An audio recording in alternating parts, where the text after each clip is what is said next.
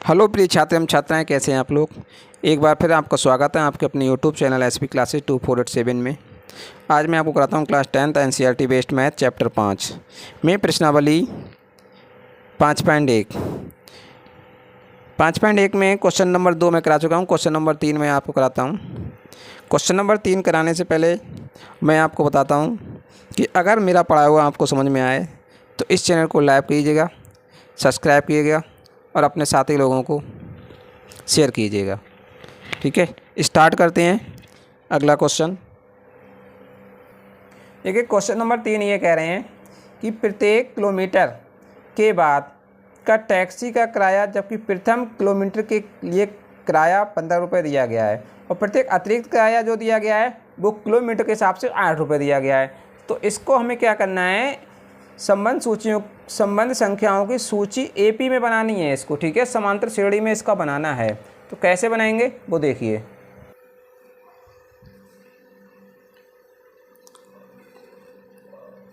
देखिए प्रथम किराया जो दिया गया है, प्रथम किलोमीटर का किराया वो दिया गया है, प्रथम किलोमीटर का किराया ये आपको दिया गया है 15 रुपये। और अतिरिक्त किराया जो दिया गया है, प्रत्येक अतिरिक्त किराया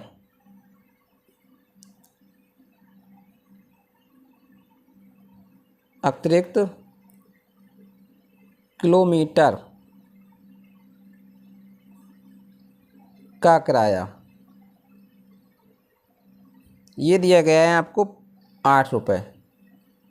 ठीक है, कहने का मतलब है कि 1 किलोमीटर का किराया है वो 15 रुपये है। अगर दूसरे किलोमीटर का किराया तक आप जा रहे हो तो 8 रुपये उसका और देना पड़ेगा आपको। तो 2 किलोमीटर का किराया कितना हो जाएगा, 15 + 8 बराबर 23 रुपये। तो इस तरीके से हमें यहाँ पर क्या बनानी, एपी बनानी है। क्या बनानी है, एपी। तो देखिए यहाँ से हम लोग क्या करेंगे, श्रेणी बनाएंगे। एक पहले क्या बनाएंगे, श्रेणी।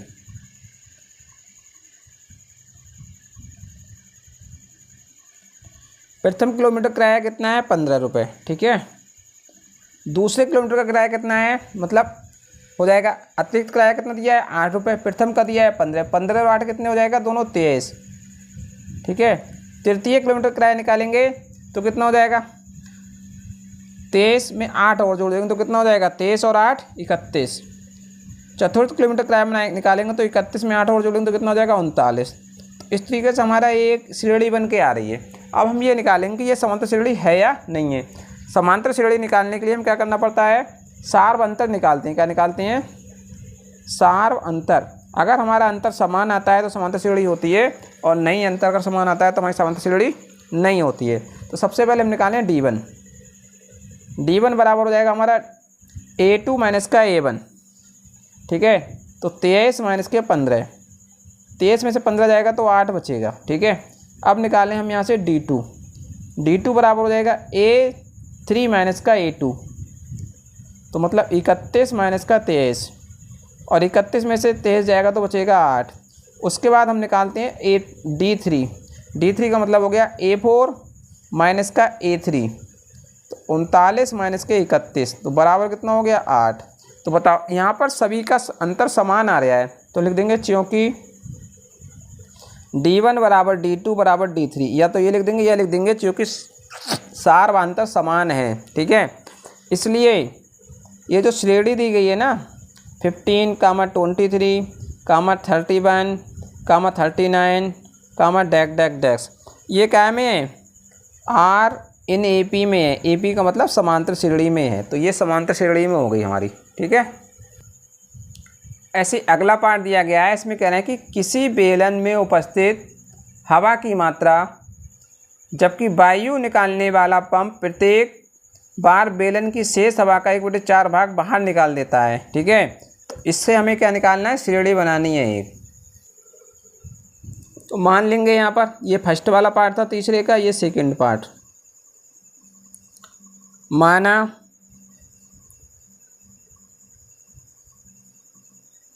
प्रारंभ में बेलन में हवा की मात्रा ए बराबर या तो एक घन मात्रक मान लो, ठीक है, और या जो हवा भरी होगी बेलन में उसके आयतन के बराबर होगी तो बी मान सकते हो। तो एक घन मात्रक, ठीक है। अब देखो कह रहे हैं निकाली हवा कितनी हो गई,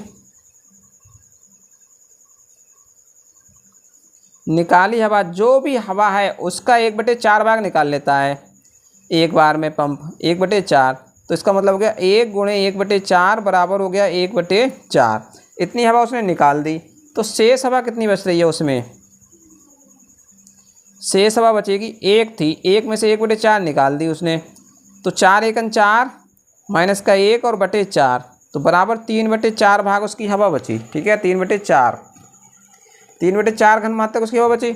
अब कह रहे हैं इसका फिर से शेष हवा का फिर निकालता है अगली बार में, ठीक है। तो फिर निकाली गई हवा दूसरी बार में जो निकालता है वो कितनी हो जाएगी, 3/4 और का 1/4 भाग, तो ये हो जाएगा 3/4 गुणे 1/4 बराबर हो जाएगा 3/16, ठीक है। तो शेष हवा कितनी बची फिर यहाँ से,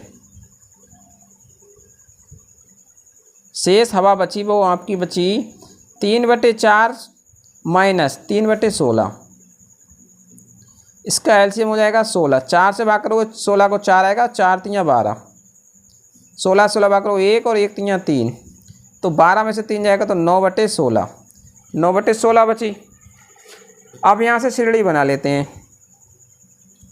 तो श्रेणी वाली हमारी कितनी बन जाएगी, एक हवा है पहले, ठीक है। उसके बाद कितनी बची जब एक बार निकालने के बाद 3/4, 3/4 में से फिर दोबारा पंप निकाल दो कितनी बची 9/16, ठीक है। तो यहाँ से हमारे पास ये एक श्रेणी निकल के आ गई। अब ये बताना है कि ये श्रेणी कैसी है, समांतर श्रेणी है या नहीं है, ये भी तो निकालने हैं हमें। तो अब इसमें हम निकालें डी, क्या निकालेंगे D1 मतलब सारवंतर निकालें, सारवंतर सबसे पहले निकालें D1 बराबर A2 माइनस का A1, तो 3/4 माइनस का 1 बराबर हो जाएगा 4, इसका एलसीएम 4 4 भाग करोगे 1 और 1 3 3, इसके बटे 1 है, 1 से भाग करोगे तो 4 और 4 एकन 4, तो बचेगा कितना माइनस का 1/4, ठीक है। अब निकालेंगे D2 बराबर A3 माइनस का A2, 9/16 माइनस 3/4, 16 और 4 का एलसीएम आएगा 16, 16 से भाग करोगे 1 और 1 नेमन 9 माइनस 4 से भाग करोगे 16 को तो 4 और 4 3 12, तो बचेगा कितना माइनस का 3/16, माइनस के 3/16। तो बताओ क्या D1 और D2 समान आ रहा है, D1 और D2 समान नहीं आ रहा है, क्योंकि D1 का मान 1/4 है माइनस का और D2 का मान माइनस 3/16 है। तो लिख दोगे यहाँ पर क्योंकि D1 डज नॉट D2 या सारवांतर समान नहीं है, इसलिए ये जो श्रेणी बनी 1 कामा 3/4 कामा 9/16 ये कैसी है, कामा डैक डैक डैक्स is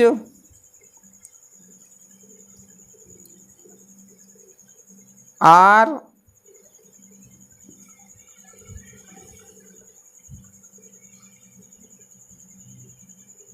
not or not in AP,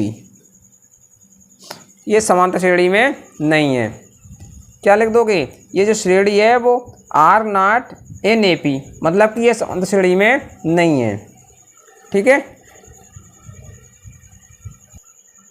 तो देखिए ये तीसरा वाला क्वेश्चन और चौथा वाला क्वेश्चन ये भी ऐसे होंगे, ये आप लोग स्वयं करना है आपको, ठीक है।